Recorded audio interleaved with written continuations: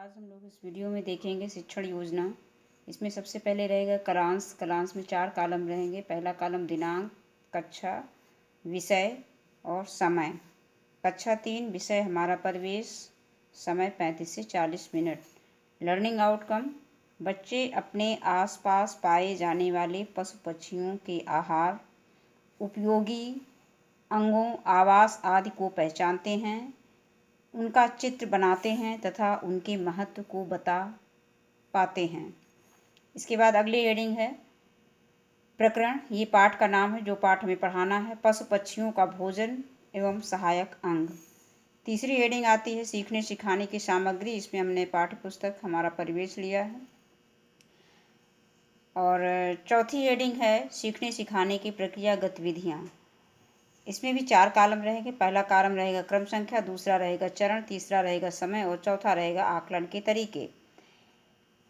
पहली हेडिंग रहेगी चरण में शिक्षण की शुरुआत में। इसके लिए समय निर्धारित है 5 मिनट। प्रतिक्रिया व सहभागिता देकर बच्चों का आकलन किया जाएगा। शिक्षक बच्चों को नीचे दी गई कविता का सस्वर वाचन कराएंगे। चूं चूं करके चिड़िया आती, संग में अपने दाना लाती, छोटी छोटी रंग बिरंगी, फुदक फुदक कर नाच दिखाती, बच्चों को वो बड़े प्यार से चोंच से है दाना खिलाती, खुले नीले आकाश में वो दूर दूर उड़ना सिखलाती, और प्यारे से घोंसले में बच्चों को है सुलाती, चूं चूं करके चिड़िया आती, संग में अपना दाना लाती। इसके बाद देखेंगे अगली हेडिंग शिक्षण के बीच में। इसके लिए समय निर्धारित है 20 से 25 मिनट। सहभागिता व प्रतिक्रिया द्वारा बच्चों का आकलन किया जाएगा। शिक्षण के बीच में शिक्षक बच्चों को बताएंगे कि पक्षी भोजन कैसे खाते हैं। जिस प्रकार हम लोग भोजन को हाथ से पकड़कर मुंह में डालते हैं, ठीक उसी प्रकार पक्षी भी अपने पंजे व चोंच की सहायता से अपना भोजन पकड़कर खाते हैं।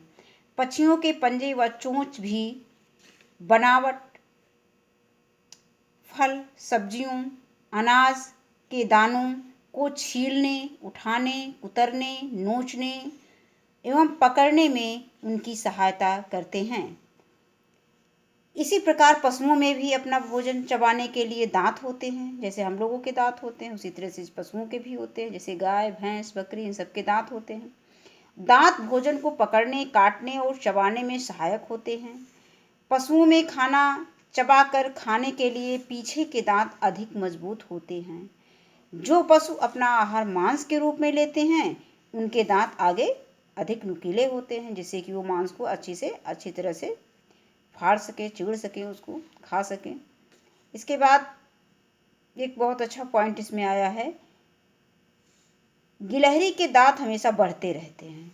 वह अपना खाना कुतर कर और काट कर खाती है, जिससे उसके दांत घिसते रहते हैं। ये हमें बच्चों को बताना है। इसके बाद अगली हेडिंग आती है शिक्षण के अंत में। इसके लिए समय निर्धारित है 10 मिनट। प्रश्नोत्तर व अवलोकन द्वारा बच्चों का आकलन करेंगे। शिक्षक बच्चों से पाठ से संबंधित प्रश्न पूछेंगे। जैसे हमने पहला प्रश्न लिया है कि गाय क्या खाती है, शेर क्या खाता है, भोजन करने में दांतों का क्या महत्व है। हम बच्चों से पूछ सकते हैं कि यदि दांत न हो तो हम खाने को कैसे चबाएंगे, कैसे काटेंगे। अगला प्रश्न हमने लिया है पक्षियों के पंजे तथा चोंच भोजन करने में किस प्रकार सहायक हैं। इसमें और भी प्रश्न हम किताब की सहायता से शामिल कर सकते हैं। आगे देखेंगे शिक्षक उपयुक्त प्रश्नों का उत्तर प्राप्त करने में कक्षा में सभी बच्चों का सहयोग लेंगे।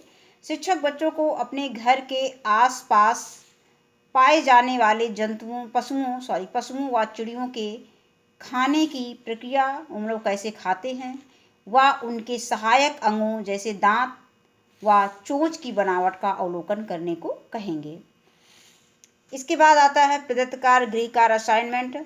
शिक्षक बच्चों को अभ्यास प्रश्न में पेज संख्या 45 पर प्रश्न संख्या 3 लिखो कौन क्या खाता है। जैसे गौरैया, बच्चे अपने आसपास देखते हैं कि गौरैया चिड़िया को क्या खाती। हो सकता है बया पक्षी उन्होंने ना देखा हो, लेकिन अगर नहीं जो देखें वो बच्चे इसको आसानी से लिख लेंगे।